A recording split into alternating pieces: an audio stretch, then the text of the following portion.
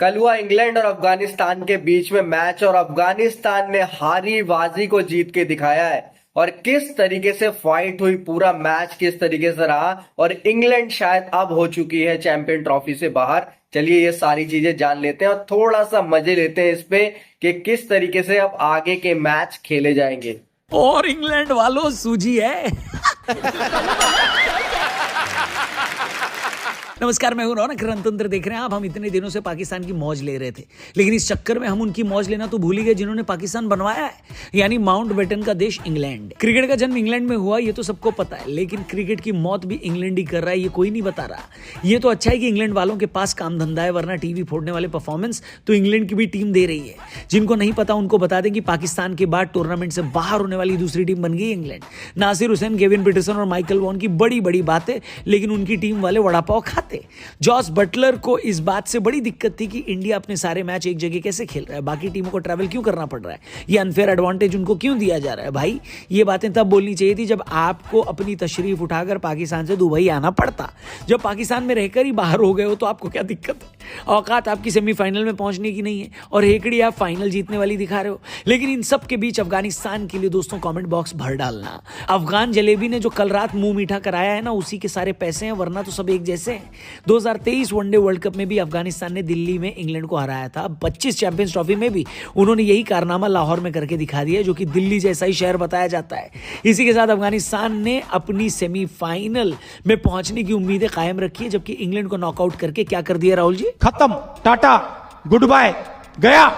एक काम करते हैं, शुरू से बताते हैं। लाहौर के मैदान में अफगानिस्तान ने टॉस जीता, पहले बैटिंग का फैसला लिया, शायद इसलिए क्योंकि दिल्ली में भी उन्होंने पहले बैटिंग करके इंग्लैंड को हराया था। हालांकि अफगानिस्तान की शुरुआत बेहद खराब रही। फुल टाइम ज्योतिषी और part time cricketer Jofra Archer ने शुरुआत में ही अफगानिस्तान को 2 झटके दिए। हमें लगा इंग्लैंड वाले तैयारी करके आए और वाकई में उनका भारत दौरा भले ही बुरा गुजरा हो, लेकिन वो यहाँ से सीखकर पाकिस्तान में अपनी भूल सुधार रहे हैं। लेकिन तारीफ करनी होगी अफगानिस्तान के ओपनर इब्राहिम ज़ादरान की, जिन्होंने शुरुआत में गिर रहे विकेट का बिल्कुल प्रेशर नहीं लिया और खुद अपनी इनिंग बढ़िया से बिल्ड करनी चालू रखी। उन्हें अपने मिडिल ऑर्डर का भी सहयोग मिला, जिसकी वजह से पहले हाफ सेंचुरी पूरी हुई और उसके बाद सेंचुरी। आपको बता दें, आईसीसी टूर्नामेंट में अफगानिस्तान की तरफ से सेंचुरी लगाने वाले इब्राहिम अकेले बल्लेबाज हैं। अभी तक अफगानिस्तान से आईसीसी टूर्नामेंट में सिर्फ 2 सेंचुरी आई हैं और दोनों उन्हीं ने लगाई हैं। इब्राहिम ने मैराथन 177 रन की पारी खेली। इतने ज्यादा रन आज तक चैंपियंस ट्रॉफी के इतिहास में किसी भी बल्लेबाज ने एक पारी में नहीं बनाए थे। खासकर आखिर के 10 ओवर में तो मोहम्मद नबी के साथ मिलकर इब्राहिम ज़ादरान ने अंग्रेजों को लूट ही लिया। सोचो कितनी बड़ी बात है। बाकी देशों को इंग्लैंड वाले लूटते हैं, लेकिन यहां पर उन्होंने इंग्लैंड को लूटा और 325 का बढ़िया टोटल बोर्ड पर लगाया। टारगेट बड़ा था, लेकिन ऐसा नहीं कि लाहौर में बड़े टारगेट चेज नहीं होते। 4 दिन पहले लाहौर के इसी मैदान में इंग्लैंड वालों ने 351 बनाए थे और जवाब में ऑस्ट्रेलिया ने टारगेट चेज कर लिया था। लेकिन अफगानिस्तान अब वो पुरानी टीम नहीं है जो लिबिर लिबिर करती थी। अब इनको चाहिए फुल इज्जत। ये बात इंग्लैंड को तब पता चली जब पावर प्ले के अंदर उनके 2 बल्लेबाज आउट हो गए। अजमतुल्लाह उमरज़ई, जो कि 2024 में one day cricketer of the year बने हैं, उन्होंने छोटे अंतराल में इंग्लैंड के विकेट लेकर दुनिया को यह एहसास कराया कि वो one day cricketer of the year सम्मान पाने के पूरे काबिल हैं।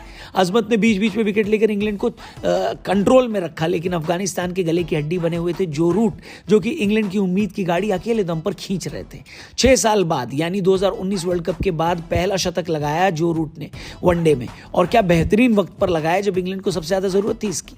लेकिन दूसरे एंड पर कोई सपोर्ट न होने की वजह से जो रूट बढ़ते रिक्वायर्ड रन रेट के प्रेशर में आउट हो गए।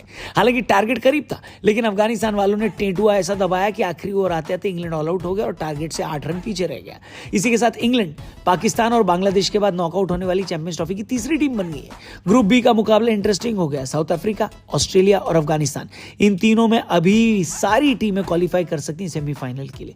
आप क्या चाहते हो, इस ग्रुप से कौन सी 2 टीमें आगे जानी चाहिए? कमेंट करके बताना। अफगानिस्तान का खेल आपको कैसा लगा ये भी बताना, और इंग्लैंड वालों से भी एक बार पूछ ही लेना कि भैया सूजी है कि नहीं।